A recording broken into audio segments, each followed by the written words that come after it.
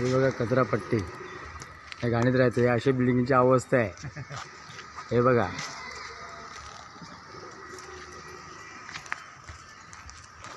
रंगोटी करून देणार. हे रस्त्याची अवस्था. हे आता तयार केलेल्या बिल्डिंगी.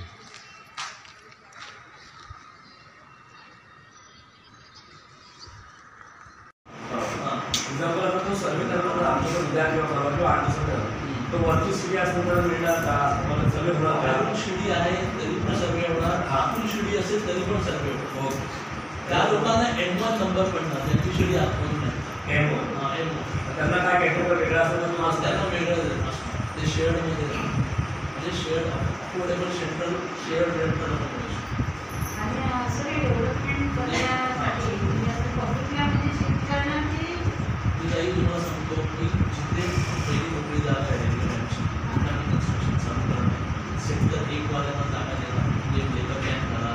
त्याच्यानंतर हा जो फॅसिलिटी आहे माहीमचा तिथे खाली करणार आणि बनवत जाणार. 12 ते 1.5 लाख लोकांचा भाड्याचा बोजा DRPPL काम केलं. मी तयार करेन लोकांची DRPPL तयार करेल आणि तुम्हाला ती घराची चावी दिली जाईल 70% लोकांना. तेवढं ती कॉस्ट जी असते ती कन्स्ट्रक्शनमध्ये वापरली जाईल ना.